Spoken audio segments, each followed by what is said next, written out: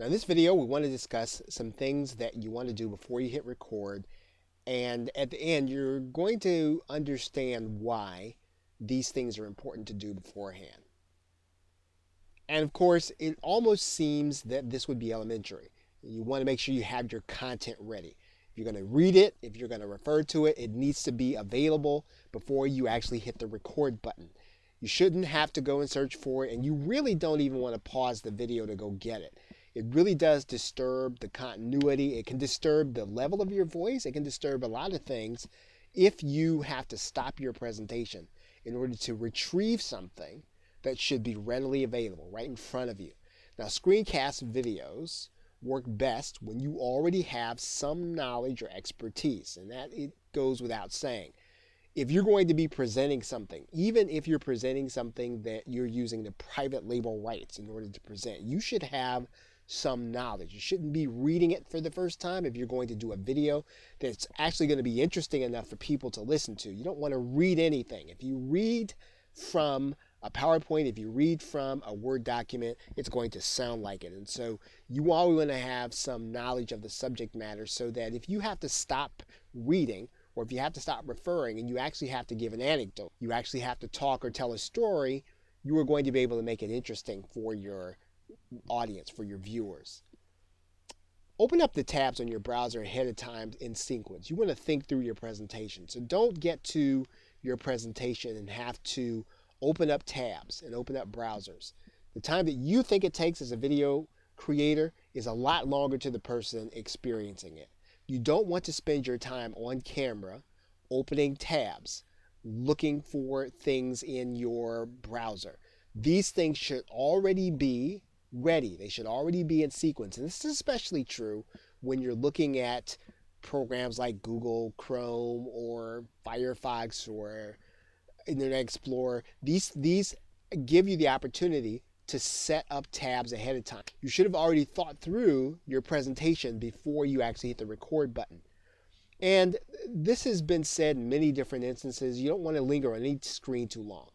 So if you're screencasting, don't leave your screen up very long. Now, obviously, sometimes you're going to have to violate this principle, but Hollywood actually changes screens every 8 seconds for a reason. That's because our attention span is just short as human beings. And this could also have to do with the modern day. So you want to make sure that if you can, you want to switch something on your screen for a minimum of every 8 seconds. And if you keep some action going of any kind, we talked about using the markers, viewers will not be quick to lose interest. Again, this has been discussed before, but don't create videos with 2 or 3 subjects. You show people things one at a time. You talk about one subject at a time. Even if the video is very short, it's better if you have one subject in one video rather than 3 subjects in one short video or one medium-length video. You want people to be able to look at the title of the video and know exactly what they're about to get and then decide to click on it and watch it. What you don't want is for you to have to make a title that's so very long that people don't know exactly what you're saying, or for them to click on a video and actually think they're getting something and then they get a lot more or less than what they really thought the video was going to be about. Always assume your viewer knows nothing. Break down your video into bite-sized chunks. Again, short videos, one concept at a time. You don't want to try to do something really complex unless you're really breaking down the steps. And if so, try to keep your steps in separate videos. If you are going to add in title clips and music, you want to select them before you start the project. Again, that goes without saying. And if you're recording multiple videos, it's important to make sure that your content is uniform. So in other words, you are doing a series of 10 videos. Then you want to do everything you can to make sure that your voice is uniform, the PowerPoints are uniform. Everything that you're doing should look similar to all the other videos in the series. That's pretty important to do. And this is probably the same. You want to try to avoid using different styles inside of one video. If you're going to do screen sharing, try to stick to screen sharing. If you're going to do animated, try to stick to animated. Don't do a lot of different styles in one video. Again, it's disorienting for the actual viewer.